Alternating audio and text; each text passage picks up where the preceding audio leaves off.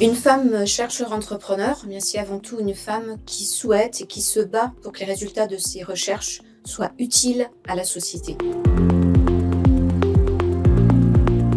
Je m'appelle Claude Grison, je suis directrice de recherche au CNRS et je dirige le laboratoire de chimie bio-inspirée et innovation écologique. J'ai cofondé 2 entreprises, Laboratoire Bioprotection et BioInspire, dont j'assure la direction scientifique. Enfin, j'ai été nommée récemment inventeur européen de l'année 2022.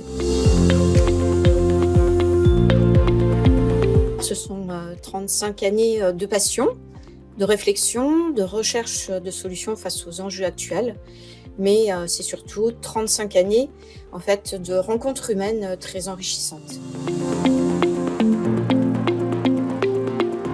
Je pense qu'il y a eu 2 moments décisifs, parce que ça ne se décrète pas. Donc le premier moment important, c'est le moment où on sent que certains résultats de recherche peuvent être appliqués, transférés vers la sphère socio-économique. Et puis le second, c'est quand on a décidé de se lancer, eh bien, c'est créer une équipe qui va pouvoir intégrer ces résultats de recherche et les développer de façon collective avec les mêmes valeurs que celui du chercheur. Le conseil que j'aurais envie de donner s'appuie sur des propos de Marie Curie que j'aime souvent m'approprier. Ne pas penser aux personnes, mais à leurs idées. Il vaut mieux certainement ne pas penser à soi-même, à sa carrière professionnelle, mais rester concentré sur ses propres idées, ses convictions personnelles, ses valeurs. C'est certainement le meilleur fil conducteur tout au long de sa carrière et de toute chose qu'on va entreprendre. Une femme aime souvent travailler pour un collectif, pour le sens qu'elle arrive à donner à son travail. Ça se perçoit très bien dans les activités où elles sont très représentées, comme le soin à la personne, comme l'enseignement, l'accompagnement des enfants. Tout ce sens qu'elle donne à son travail lui donne une énergie considérable pour se mettre à disposition d'un collectif, le collectif de son entreprise. Et avec un tel état d'esprit, je pense qu'une femme dans une entreprise est capable de déployer énormément d'énergie pour faire aboutir ce projet collectif qui est fondé sur ses valeurs personnelles. Gérer les 2 activités très motivant mais aussi difficile parce que le fil conducteur des activités n'est pas le même. Le chercheur cherche beaucoup plus à approfondir ses connaissances, à comprendre de façon très fine un résultat, alors que l'entrepreneur va devoir faire des choix cruciaux de sobriété, d'efficacité, de rentabilité.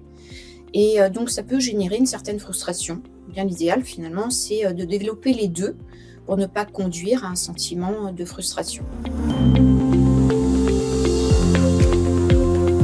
Moi, ça m'inspire 84% de femmes qui ne contribuent pas à la création de solutions, d'inventions, voire d'innovations. Si on se réfère donc au corpus de recherche d'un collègue, Dominique Breda, qui a beaucoup étudié ce sujet, pour lui, il a clairement démontré qu'il n'y avait pas de différence d'aptitude cognitive entre un homme et une femme pour devenir inventeur, pour développer des sciences dures qui conduisent à beaucoup d'inventions. Il s'agit simplement de normes socio-culturelles pesantes qui font perdre la confiance en certaines femmes, en particulier très jeunes, quand elles font le choix de leur avenir. Pour déconstruire un petit peu ces normes négatives, il convient d'en parler. Donc l'Office européen des brevets a déployé toute une étude qui permet de revisiter le sujet, d'en débattre. C'est important, c'est la première étape. Je n'ai pas de regrets majeurs donc à formuler, mais je n'ai pas non plus envie d'oublier que la vie d'un chercheur entrepreneur n'est pas forcément facile. On dit parfois que créer une innovation, c'est le droit à la différence. Parfois, on peut être mal compris. On peut avoir beaucoup de difficultés à évoluer parce que il y a une difficulté de reconnaissance de certains résultats.